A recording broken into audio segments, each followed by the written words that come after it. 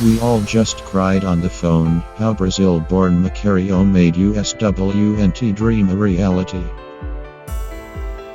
After a difficult move from her home country when she was 12, the rising star has vindicated her family's tough decision. In January of this year, the phone call Catarina Macario had been awaiting her entire life finally came. The call represented a dream realized, but it hadn't come without costs. A family separated, a 12-year-old girl thrust into a new country not speaking the language, the weight of a family's expectations, the sense that failure wasn't an option. However, when she heard she was finally eligible to play for the United States, her adopted country that she had grown to love and call her own, Macario knew that her fraught journey had been vindicated. When I found out about my clearance, I called my parents and we all just cried on the phone, Macario said. Born in Brazil, Macario moved to the United States at age 12 with her father and brother, leaving her mother behind. The principal reason for her family's relocation was her burgeoning soccer career, which was in danger of being hamstrung by a lack of opportunities for girls in her hometown. Brazil is renowned worldwide for its ubiquitous soccer culture, but up until recently, and some would say still, soccer was a synonym for men's soccer. I felt like I was constantly judged for playing soccer as a girl, Macario said on All of Us, the US women's soccer show. Like, girls aren't meant to do that.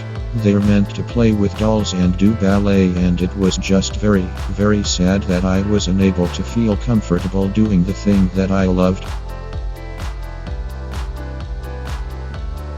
Macario relocated to San Diego with her father and brother, while her mother stayed behind in Brazil to work as a doctor. The early days in California were not easy for Macario.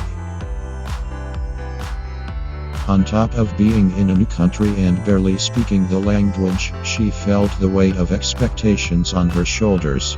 If she didn't succeed in soccer, would the entire relocation be a failed enterprise?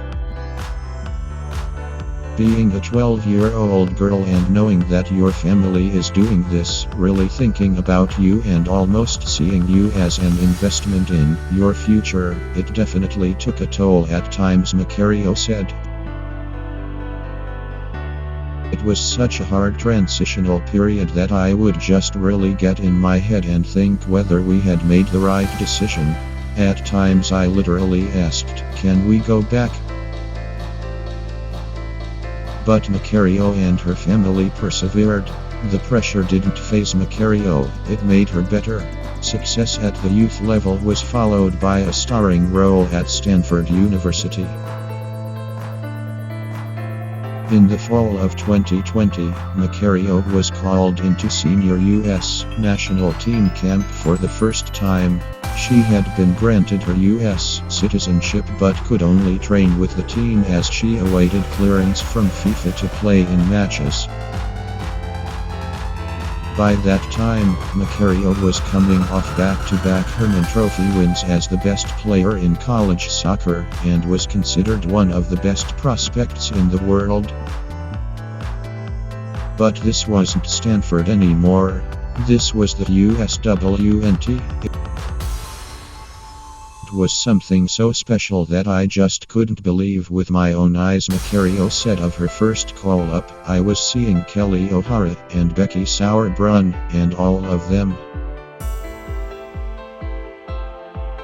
It's my first time playing 5v5 in like a year, and I'm playing against the best backline in the whole world. So, I was like, sick. I just got completely demolished, Macario said with a laugh.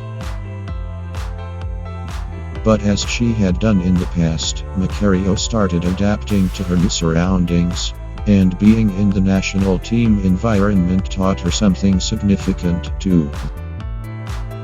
That's how I decided that I needed to go pro, Macario said, in order to just become great like them. I was just so inspired by everything that they did.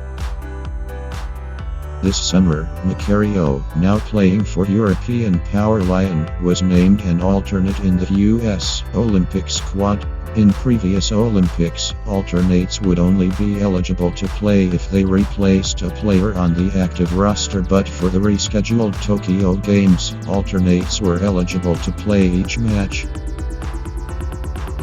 It was a major boost for Macario, but it ultimately didn't provide her with the prominent role that her fellow alternate Lynn Williams managed to carve out. Instead, Macario made just one late cameo over the USWNT's 6 matches. Though the team was at times crying out for a creative spark like Macario, head coach Vlatko Andonovski didn't call her number. If there is any lingering disappointment from her first Olympics, Macario doesn't show it. Winning a medal, even a bronze, after the team was favored to take home gold certainly helps. At my young age, going to an Olympics is something that I could not be more grateful for, just because I think that I have so much to learn from these great players, Macario said. Being able to just be there and kind of sit back and not have the responsibility of necessarily playing a big role in this major tournament will help me prepare for the next one, where I hope to be playing a bigger role. On winning an Olympic medal, she added, "That was by far one of my greatest accomplishments and a dream come true." At 22, Macario is a bona fide star for Lyon and a player that Andonovski recently tipped as one of the players I call the future of this team. Seeing how far Macario has come provides an even more poignant reminder of all the places in the past it could have all come undone were it not for the support system Macario had in place. "I definitely doubted myself," Macario said, "but at the end of the day, you just have to stay committed to it, and my parents were, thankfully, very supportive. They knew the potential that I had, and they didn't let me give up." By the time Macario heard she was finally eligible to play for the USWNT, it had become a matter of when, not if. Still, clearing the final hurdle immediately brought back everything she had overcome to reach that moment.